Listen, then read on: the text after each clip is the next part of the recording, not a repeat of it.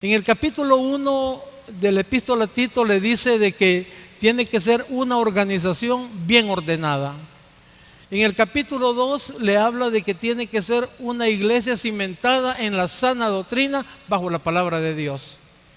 Y en el capítulo 3 le habla de que tiene que ser una iglesia de buenas obras.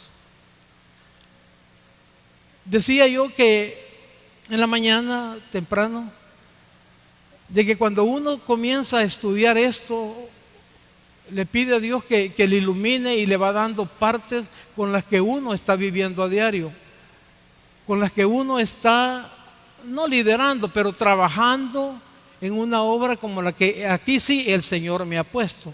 Lo digo con humildad, pero es la realidad.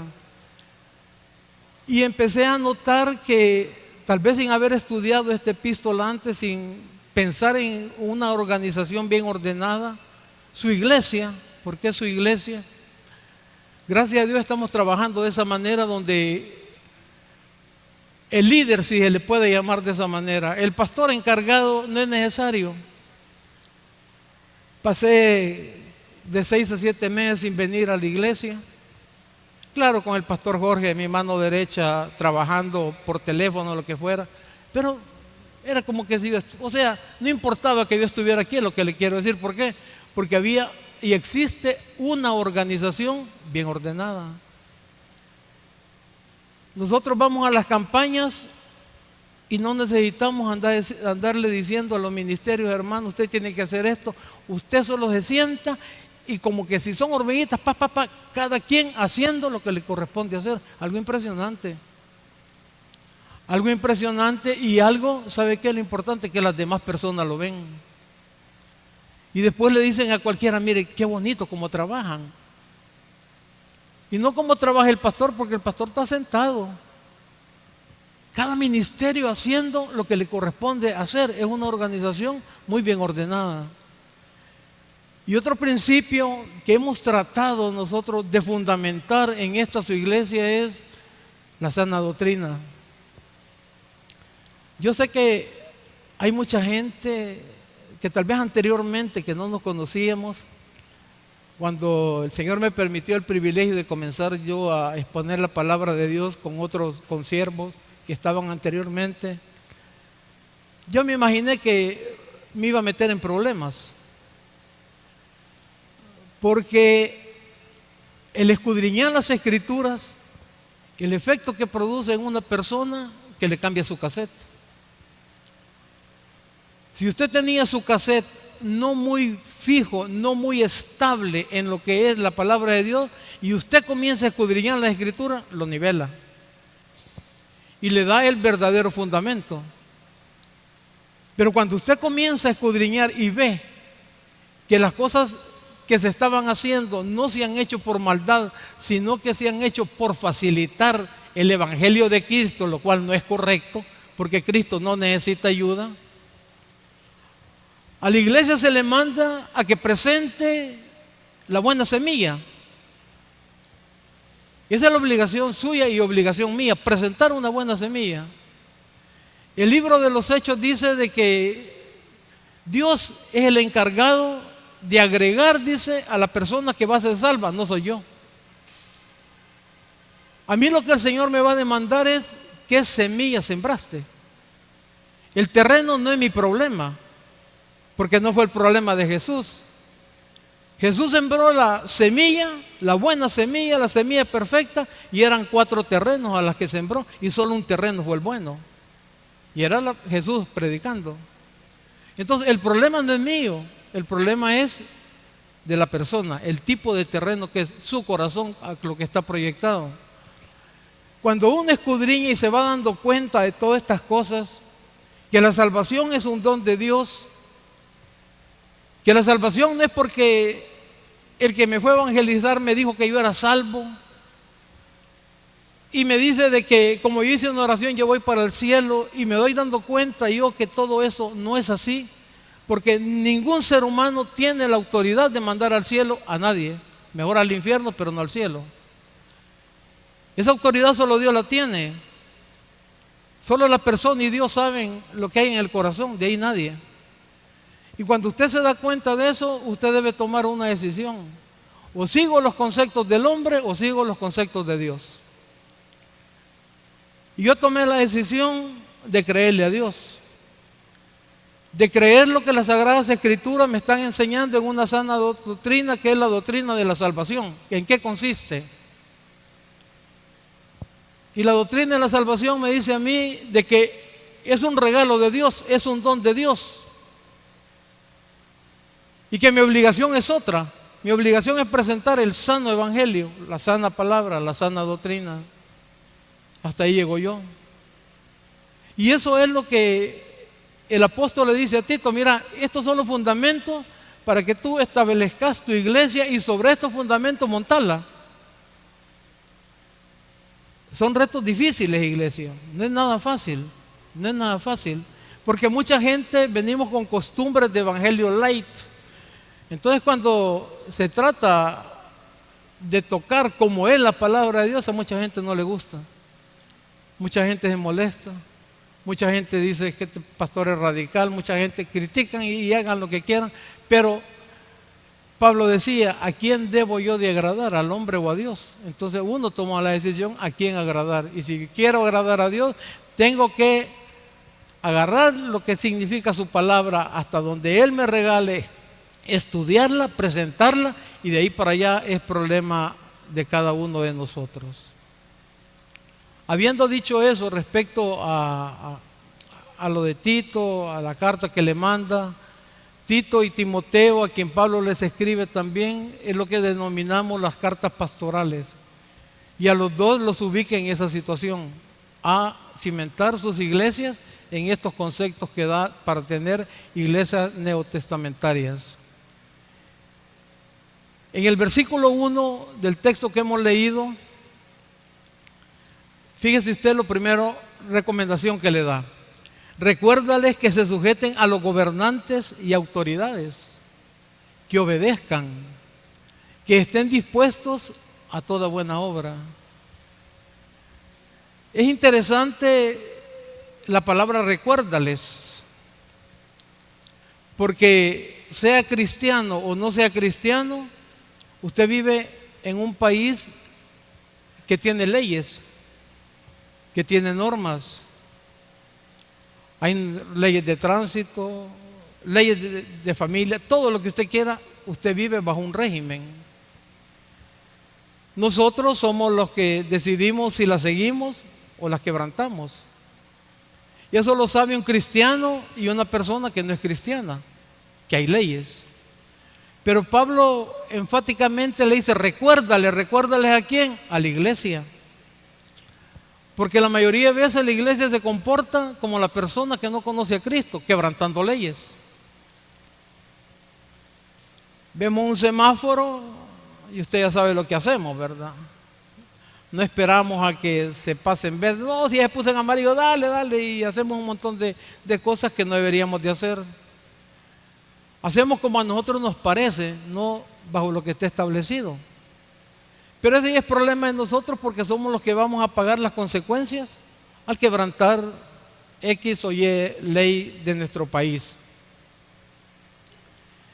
Romanos capítulo 13, versículo 1 dice: sométase, dice, toda persona a las autoridades superiores, porque no hay autoridad sino de parte de Dios, y las que hay por Dios han sido establecidas. Como dijo alguien, te guste o no te guste. Aquí no está diciendo si te gusta o no te gusta, que se someta, dice, a la autoridad. Pero viene un caso, porque este tema va a surgir una pregunta sobre qué debería hacer un creyente. Fíjese bien la pregunta y vaya contestándole usted. ¿Qué debería hacer un creyente cuando las leyes del país están en conflicto o contradicen su relación con Dios? Yo leí un comentario, solo se lo voy a contar, no sé si así se manejará o no. Dice que el comentarista bíblico dice de que, por ejemplo, cuando hay una guerra en un país, dice, Y si el cristiano tiene obligación de ir al ejército, él dice de que sí, que tiene que ir al ejército, pero su relación con Dios es de que él sabe que el dueño de la vida es Dios. Entonces, ¿qué tendría que ser un cristiano? Según lo que este comentarista dice. Solicitar, dice, a las altas autoridades que si le pueden, uniformado él y todo, dice, que si le pueden permitir estar bajo un cargo administrativo. Hasta ahí llega él, pero no termina el comentario de él en decir, y si no quieren, eso no lo dice, por eso no lo quise yo ampliar, porque a mí no me dejó completo, pues. Porque él dice que si yo como cristiano voy a la guerra, me llaman del ejército, y yo como cristiano sé que no debo matar y que hay una ley que me dice que no, porque Dios es el dueño de la vida, que yo debo solicitar, dice, que me manden a un lugar, a una oficina administrativa dentro del campamento, lo que sea. Ahí llega él. Yo pienso otra cosa. No sé si usted va a estar de acuerdo conmigo. Que todo depende de la convicción que el ser humano tenga con Dios.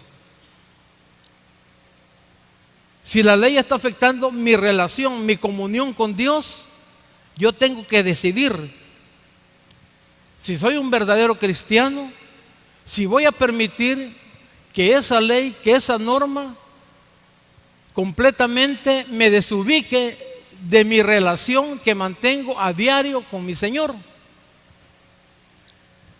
Pero cuando uno piensa esas cosas, uno se pasa del lado de la congregación y dice, y si a mí como congregación me estuvieran diciendo esto, ¿qué podría estar pensando de la opinión que el predicador está diciendo? Y tal vez para muchos sería errónea. Pero uno tiene que basarse en las Sagradas Escrituras también y ver qué apoyo le pueden dar las Escrituras a uno. Y antes de llegar a un libro, así a grosso modo, por ejemplo, viene el Señor, no la segunda venida, sino ocurre el arrebatamiento, el traslado. Muchos la llaman la segunda venida, pero Él no toca tierra, Él llega a una nube. Y en la nube suena la trompeta y nosotros, los muertos en Cristo, resucitarán primero. Después los que hayamos quedado seremos arrebatados, dice Pablo. Y estaremos con Él para una eternidad. Pero supuestamente yo era cristiano, soy pastor, me voy a poner de ejemplo yo, y yo no me voy en el arrebatamiento. O sea, yo creí que era templo y morada del Espíritu Santo, pero no, pero conozco la Biblia. Y eso le va a pasar a mucha gente, y a muchos pastores nos puede pasar también. Yo sé los eventos que vienen, los conozco, pero yo me quedé. Pero yo los conozco, los eventos. Son 7 años de tribulación, donde los últimos 3 años y medio, agárrese, porque ahí sí la cosa es seria. Yo sé lo que me espera, habiéndome quedado. Sé que va a haber un gobierno a nivel mundial. Yo lo sé, la Biblia lo dice. El anticristo va a traer la paz al mundo. Y yo voy a estar bajo la soberanía de ese gobernante, que es el anticristo. Y ese gobernante va a tirar sus leyes. Y una de las leyes de él es que usted, toda persona, va a tener que tener una marca. Unos hablan, la Biblia habla de 3 6. Otros dicen un microchip, otros dicen un montón de cosas. La Biblia habla de que va a ser marcado usted con 3 6. Yo ya sé eso. Y yo también sé de que ahí el Espíritu Santo no me va a ayudar a mí, porque el Espíritu Santo se va con la iglesia. Y sé que ahí mi salvación va a ser por obras. Yo me la voy a tener que ganar, no como hoy, que es la gracia de Dios. Entonces yo sé que voy a tener que luchar. ¿Contra qué? Contra un sistema. ¿Contra un qué? Unas leyes de un gobernante. Entonces yo voy a decidir, porque yo no soy cristiano, yo creí que era cristiano, pero conozco la Biblia, sé los eventos que vienen. Entonces yo sé lo que me va a pasar si yo no me pongo esa marca. Voy a estar en contra de las leyes del gobernante a nivel mundial. Y ese gobernante dice de que si usted no tiene esa marca, usted no va a poder hacer absolutamente nada, ni una compra, ni un churrito va a poder comprar, papá, porque va a tener que enseñar su marca. Usted va a ser perseguido. Usted no van a haber Biblia, va a tener que andarse rebuscando para ver cómo comparte la palabra de Dios. Entonces, ¿qué tengo que hacer yo en ese momento? Y si la Biblia dice que me tengo que sujetar a las autoridades, pero esa sujeción, esa autoridad está haciendo perder mi última relación con Dios, ¿qué tengo que hacer? Ahí es donde se va a ver mi convicción ya. Decidir si respeto esas leyes, pero sé que voy a morir. Y voy a morir con una muerte decapitada, dice la Biblia. Porque en el libro de Apocalipsis, cuando le está dando Jesús la revelación a Juan, Juan le dice, ¿y esos que van ahí sin cabeza, quiénes son? Le dice, son los santos de la gran tribulación, le dice. Los que decapitaron, los que dijeron, no aceptamos eso. Entonces, ¿qué voy a hacer yo? Me voy a rebelar por la convicción mía hacia Dios del gobernante. A grosso modo, hoy vamos a ver un ejemplo bíblico. Vaya conmigo al libro de Daniel, capítulo 3. Capítulo 3, versículo del 4 al 6.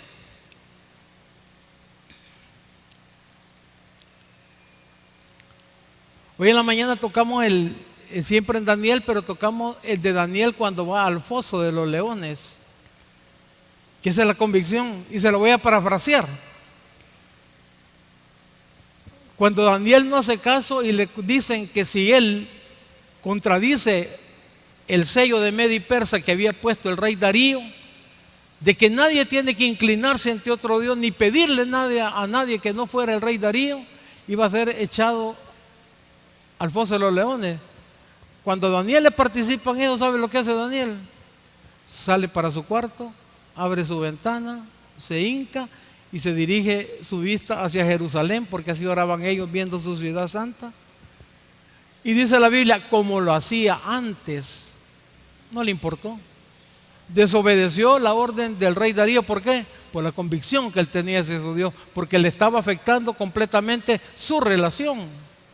Ahora, en este mismo libro, en el capítulo 3, versículo 4, dice, y el pregonero anunciaba en alta voz, mándense a vosotros, oh pueblo, naciones y lenguas, que al oír el son de la bocina, de la flauta, del tamboril, del arpa, del salterio, de la zampoña y de todo instrumento de música, os postréis y adoréis la estatua de oro que el rey Nabucodonosor ha levantado. Y cualquiera que no se postre y adore, inmediatamente será echado dentro de un horno de fuego ardiendo. Versículo 16. Sadrach, Mesach y Abed-nego respondieron al rey Nabucodonosor, diciendo, no es necesario que te respondamos este asunto. He aquí nuestro Dios, a quien servimos, puede librarnos del horno de fuego ardiendo, y de tu mano, oh rey, nos librará. Y si no, sepas, oh rey, que no serviremos a tus dioses, ni tampoco adoraremos la estatua que has levantado. ¿De quién depende? La convicción que el ser humano tenga hacia Dios. Entonces vemos nosotros, y para mí este es un apoyo a lo que venía diciendo, que cualquier ley que me impongan a mí y va a afectar, pero afectar tremendamente mi relación, porque aquí les tocaba inclinarse les tocaba adorarlo a la estatua que Nabucodonosor había levantado y hacer cosas que Dios prohíbe. Ellos decidieron ¿qué? Afrontar la realidad. ¿Y la realidad qué era? Supuestamente una muerte. Por eso le digo, hay cosas que uno en la Biblia las lee, las ve, pero necesita estudiarlas. Necesita saber a lo que nos van a llevar. No solamente de, mira, aquí dice la Biblia que te sometas. Un momento. Veamos en qué contexto le está hablando. Y eso es lo que estaba diciendo Pablo a Tito.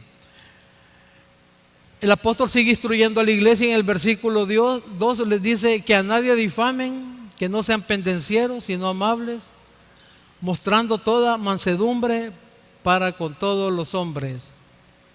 La difamación se produce cuando una persona pública hace una declaración falsa sobre otra persona con el propósito de dañar su testimonio, con el propósito, en palabras salvadoreñas, de hacerla pedazos. La difamación escrita se llama calumnia. La difamación hablada se llama injuria. Alguien dijo por ahí que yo puedo no creer todo lo que me cuentan, pero sí yo lo puedo decir. Aunque no lo crea, yo lo puedo decir. Porque la mayoría de personas tenemos ese mal. Hacemos los comentarios sin tener sobre otra persona, alguien nos dijo esto y nosotros sin tener la mínima delicadeza de poder saber si hay algo que en realidad, aunque sea poquito, sea verdad, lo disparamos. Lo disparamos con aquella doctrina de que no le vas a contar a aquel, vos no le vas a contar a nadie, juralo, por Diosito que no lo cuento. Pon al otro, pon al otro, pon al otro. Usulután lo sabe mañana. Pero usted solo se lo contó a uno. Y uno le prometió que no le iba a contar. Esas son las cosas que nosotros padecemos y no nos damos cuenta. Solo nos dicen y todo lo creemos lo que nos dicen. Y no podemos nosotros tener un momento de recapacitar el daño que podemos hacer. Yo decía en la mañana, hay una banda que tiene una canción que se llama Las malditas redes sociales. Ahí lo despedazan a cualquiera. Suerte que Facebook solo bonitos y bonitas hay. En Facebook yo no he visto ningún comentario de que no digan que chulo está. No he visto ninguno, todos son chulos, todos son bonitas.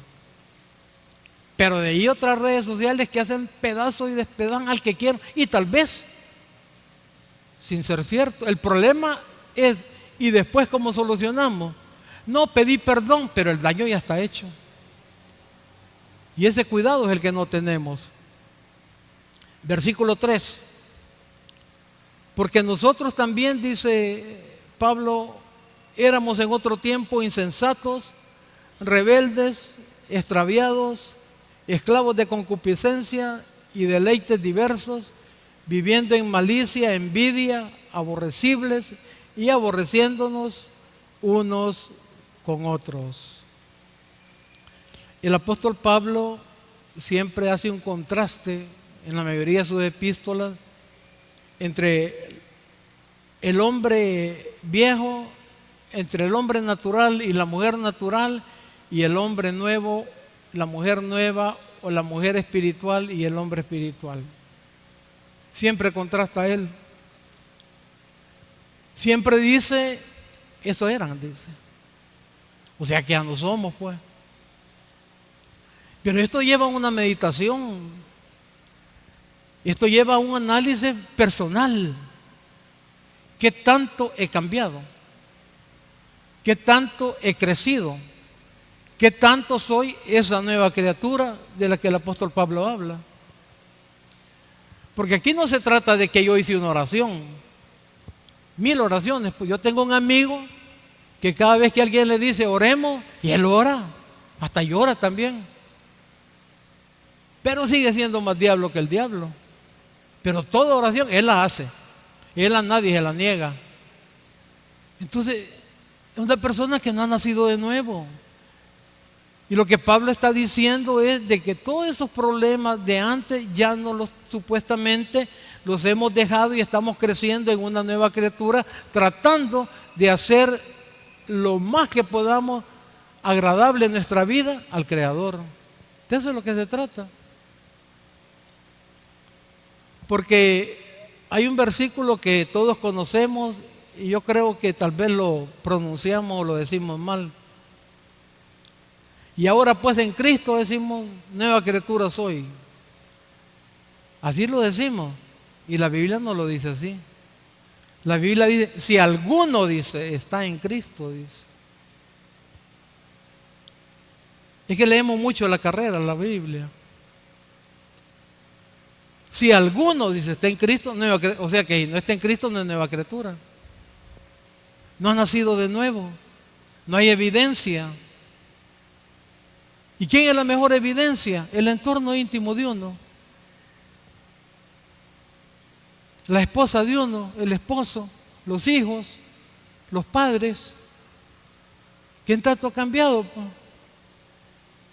Y puede predicar, puede estar en servicio en la iglesia, puede hacer un montón de cosas, miles de cosas puede hacer. Si alguno dice, está en Cristo, nueva criatura es. Eso que las cosas viejas hayan pasado no quiere decir que ya se fueron, porque todavía están muchas de nosotros haciéndonos pedazos. Hay cosas que todavía no alcanzamos a dominar. ¿Por falta de qué? No le puedo decir. Pero yo adjudico dos cosas. Una, que tal vez esa parte nuestra que todavía nos sigue haciendo pedazos, matando nuestro testimonio, una puede ser que no la hemos presentado como se debe a Dios. Y la otra puede ser que sea un aguijón que Dios nos ha puesto para humillarnos. Usted decida cuál es la suya. Pero para mí esas dos cosas. Si soy una nueva criatura, si en Cristo si estoy en realidad, me siento que he nacido de nuevo, que decía, esto no es un evento, esto es un proceso, el nacimiento, igual que un bebé.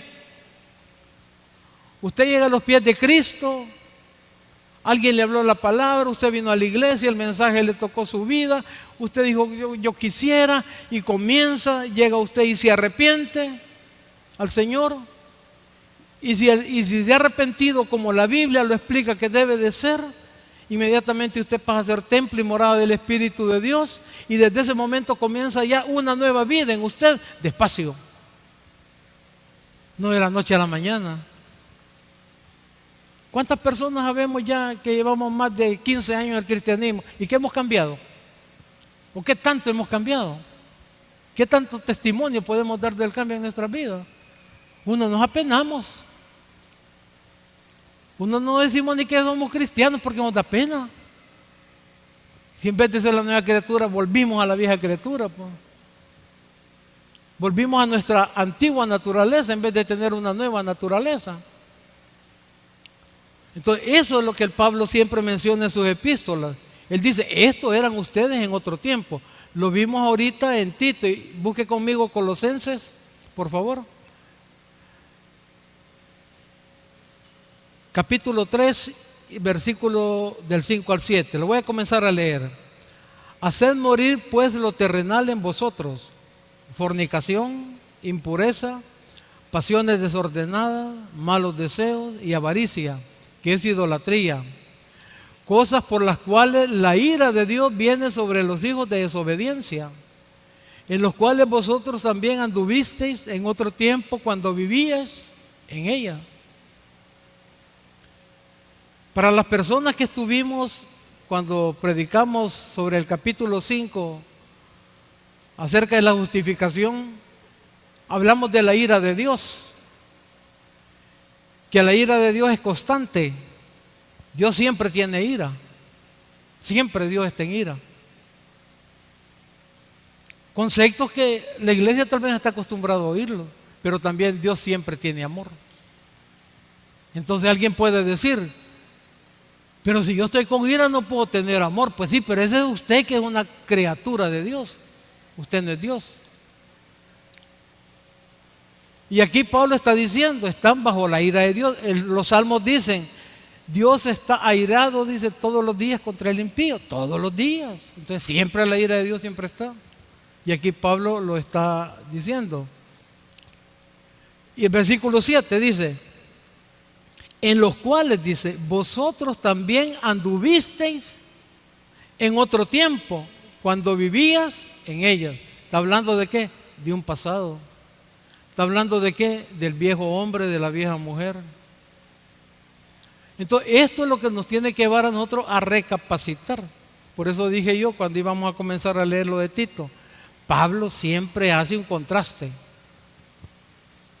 entre la vieja naturaleza y la nueva naturaleza. Siempre él entiende, porque aquí allá le estaba escribiendo a Tito, a la iglesia de Creta, que está en Creta. Aquí le está escribiendo a los colosenses, otra iglesia. Entonces a la iglesia a la que nos escribe, eso eran ustedes, nos dice, antes. Entonces, ¿esto qué me hace a mí? Recapacitar. Si todavía no estoy viviendo en todo esto que el apóstol está poniendo y creyendo que la iglesia del Señor ya no vive en esto. Luego el versículo 4. Pero cuando se manifestó la bondad de Dios, nuestro Salvador, y su amor para con los hombres, nos salvó. Él nos salvó, hermano. Y nos salvó por la bondad y la misericordia de Él. No porque usted y yo valiéramos o valiésemos algo. Fue la bondad de Él y la misericordia de Él la que antes de la fundación del mundo lo vio, puso los ojos sobre usted y dijo, Él, ella. Ahora, lo que nosotros tenemos que hacer es dar evidencia si en realidad somos esos llamados. Yo le estoy diciendo lo que la Biblia enseña. Pero a cada uno de nosotros lo que nos corresponde es saber si entramos en ese proyecto. ¿En cuál proyecto, pastor? En la bondad y la misericordia de Dios. Porque se manifiesta ¿en qué? En la redención de la humanidad. En salvar a toda la humanidad, a todo el que quisiera. En eso se manifiesta la bondad. Entonces dije, cuando se manifestó, cuando se dio, decidió Él su bondad y su misericordia, nos salvó, dice. Y nos salvó, dice, no por obras de justicia que nosotros hubiésemos hecho.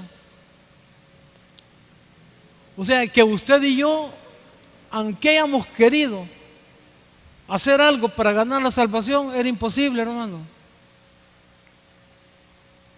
Efesios 2:8 lo dice. Porque por gracia soy salvo, dice, no por obra. Y esto, dice, es un don de Dios. Entonces, cuando uno logra entender todo ese proceso, por eso le dije, el proceso, la doctrina de la salvación no solo consiste en una oracióncita, hombre. Quien le venga a decir eso lo engañó. Lo engañó. Y todo esto, ¿dónde lo dejamos, pues? Entender que es un don de Dios. Entender que la bondad y la misericordia de Él es la que lo salvó. No es que el otro le dijo a usted. Y eso es lo que dice la Escritura. Eso es lo que la iglesia está obligada a estudiar. Porque en 45 minutos ya cuando usted llega a su casa se le olvidó, hermano. Esto ya pasó de moda. No, si esto es eterno. Son principios eternos para ¿qué? Para que vivamos eternamente nosotros. Que debemos de escudriñarlo. Luego dice, podemos nosotros encontrar ciertos versículos donde vemos manifestada la bondad y la misericordia de Dios. Por tiempo le voy a leer solamente uno.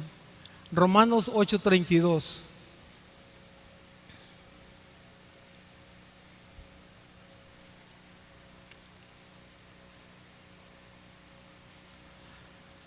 Dice, el que no escatimó ni a su propio Hijo, sino que lo entregó por todos nosotros.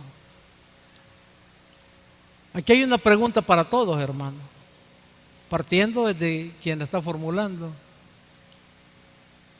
¿Qué le damos nosotros a Dios? Lo que nos sobra.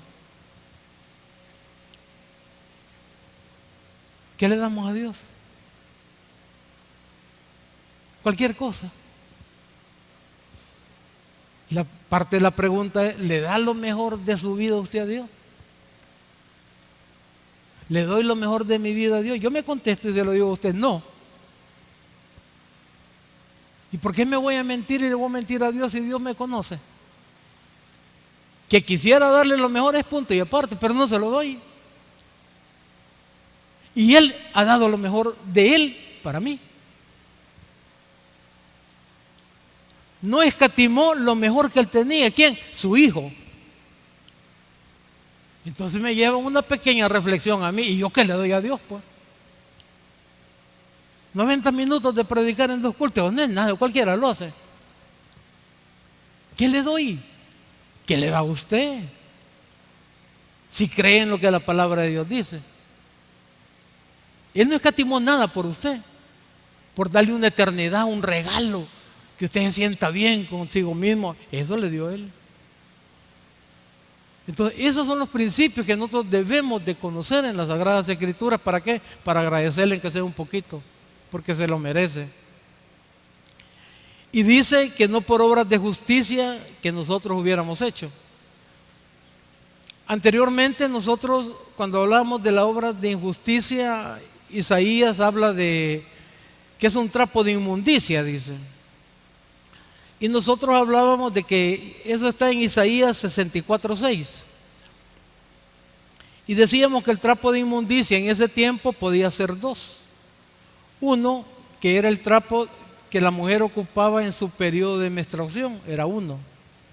Y el otro podía haber sido un trapo que se ponía a las entradas de las aldeas, pueblos, lo que usted, había una pila, los peregrinos llegaban heridos, alguna piedra, algún animal, llegaban a esa pila y había un trapo, mojaban el trapo y con ese trapo se secaban, se limpiaban la sangre y todo y lo volvían a colgar.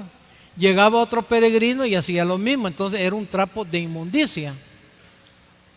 Pero la Biblia Kadosh israelita mesiánica lo define ya bien claro.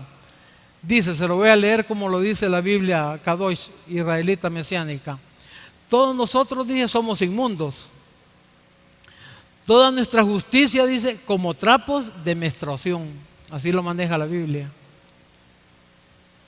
Entonces, toda obra que la persona hace para alcanzar algo inalcanzable, porque es inalcanzable para la persona la salvación por medio de sus obras, esto significa para Dios un trapo de menstruación o un trapo de inmundicia, dice Isaías en la Reina Valera. Entonces nos salvó por la misericordia de Él. Nada hemos hecho nosotros más que creer en Él, arrepentirnos y comenzar a tratar de poderle servir lo mejor que podamos. Pero hay gente que es necia queriendo vivir por las obras. Hoy le voy a decir lo que la Biblia le va a decir, lo que dice Gálatas 3, capítulo 10 y 12. Para aquellas personas, vaya. Y le voy a poner el ejemplo, como el joven rico. El joven rico, como cualquier ser humano que no ha llegado a los pies de Cristo, puede tener mucho dinero, supuestamente su familia está bien, él vive bien, pero hay algo dentro de él que le falta. ¿Y qué es, pastor? La seguridad de la vida eterna. Y esa solamente la da Dios. Dice la Biblia que llegó el joven rico, se presentó ante Jesús, y si la Biblia dice joven rico era porque tenía dinero. ¿Qué puedo hacer? Le dijo, para encontrar la vida eterna, le dijo. Y como Jesús le conoció su corazoncito por donde andaba, los mandamientos cumplí, le dijo. Ya los cumplo, le dijo. Y le mencionó 4 o 5. Todos los he cumplido, le dijo. Todos los cumple el niño, vaya pues. Entonces le dijo, venda todo lo que tiene y déselo a los pobres. Ahí empezó a llorar. ¿Sería por el dinero que lloró? No. ¿Sería por el dinero que Jesús en ese momento lo estaba condenando? No. ¿Sabe por qué? Porque Él dijo que cumplía los mandamientos. Y hay un mandamiento que es el amor al prójimo. Y si él hubiera dicho, lo voy a vender todo para dárselo, Jesús no se lo acepta. Igual que ¿cómo se llama? El retaco. ¿Cómo se llama? El recaudador de impuestos.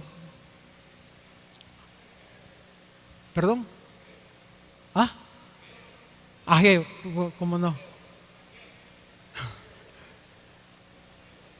Saqueo. Pues sí, porque sacaba. Saqueo le dijo, todo se lo voy a regresar, le dijo el doble, no, le dijo. Jesús ni le contestó, ¿por qué? Le estaba viendo el corazón que se iba a hacer. El joven rico no. El joven rico le dijo que él todo lo cumplía. Y si cumple uno, los tiene que cumplir todos si quiere vivir bajo eso. Mire la maldición que hay para eso. Gálatas 3:10 al 12. Porque todos los que dependen de las obras de la ley están bajo maldición. Pues escrito está, maldito todo aquel que no permaneciera en todas las cosas escritas en el libro de la ley. Póngale atención a esto, para hacerlas. Para hacerlas. Verso 11. Y que por la ley ninguno se justifica para con Dios. Es evidente porque el justo por la fe vivirá. Verso 12. Y la ley no es de fe, sino que dice, el que hiciera estas cosas, vivirá por ella. Si quiere tirar por la ley, dele con todo, pero ya está garantizado que no la va a cumplir. Uno que falle, está condenado. Pero las obras de esta frase que estamos comentando no han de ser confundidas con las condiciones del Evangelio que tienen que ser obedecidas. Oiga bien esto. Hay algo que hacer para ser salvo. No es el hacer que está hablando en las obras de justicia, pero hay algo que hacer para ser salvo. Vamos a ver y anotar la palabra hacer en los casos de conversión del libro de los Hechos. Busque conmigo ahí el libro de los Hechos, capítulo 2, y los versos 37 y 38. El hacer, distinto a las obras de justicia. Aquí para ser salvo hay que hacer algo. Verso 37 del capítulo 2 del libro de los Hechos. Al oír esto, se compungieron de corazón y dijeron a Pedro y a los otros apóstoles, varones hermanos, ¿qué haremos? Pedro les estaba hablando que ellos habían sido los que habían crucificado al Señor y les dijo lo que antes no les pudo decir. Y les tocó el corazón a ellos. Después del mensaje que Pedro les dio, entonces les dice, ¿qué haremos? Había que hacer algo. Pero no son obras de justicia las que iban a hacer. Verso 38. Entonces Pedro le dijo a la pregunta, ¿qué haremos? Arrepentíos y bautícese cada uno de vosotros en el nombre de Jesucristo para perdón de los pecados y recibiréis el don del Espíritu Santo. Aquí no está haciendo obras en la justicia, sino que está obedeciendo el Evangelio y no tiene nada de qué gloriarse la persona. Esa es la diferencia. Y esos son los cuidados que nosotros debemos de mantener en las Sagradas Escrituras. Para eso, hermano, para que Pedro llegó a esto, él tuvo que haber nacido de nuevo. Algo que los evangelios enseñan acerca de los apóstoles es la incredulidad que ellos tuvieron hacia su maestro. Ninguno creyó en él. Ninguno creyó en él. En lo personal, pienso de que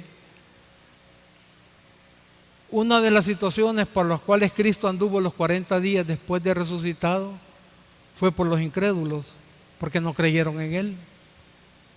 Él les dijo, al tercer día voy a resucitar, espérenme en Galilea, les dijo. Ahí nos vamos a encontrar. Ninguno fue. Pedro andaba bañándose, pescando andaba. Los otros estaban encerrados en una casa, el otro a ver por dónde. Ninguno creyó. Y cuando lo vieron resucitado, ahí sí creyeron. Entonces Pedro, anteriormente de haber tenido el encuentro con Cristo resucitado, lo negó 3 veces. Y aquí en el libro de los Hechos, que había tenido el encuentro con Cristo resucitado, lo defendió y acusó a los que antes les tuvo miedo. Entonces, el encuentro que te da a ti y a mí con Cristo resucitado es convicción, es credibilidad. Ya usted puede ser como Daniel, como los chicos que llevaron al horno. Ya usted puede decir, no me importa, pues, porque creo, sé quién es mi creador, quién es mi salvador. Pero no tiene que ser un encuentro personal que cada uno debe tener con Cristo y ha resucitado. Esos son los efectos que produce, iglesia, que nosotros veamos la palabra de Dios como tiene que ser, nos ayude con estos principios y sigamos adelante. Con los principios establecidos por el apóstol Pablo, dirigido por el Espíritu de Dios para formar lo que necesite la iglesia local, que sea pura y santa afuera y preparada para toda buena obra. Oremos al Señor. Te alabamos, Señor, y te bendecimos. Te damos las gracias, Señor, por este tiempo que nos ha regalado.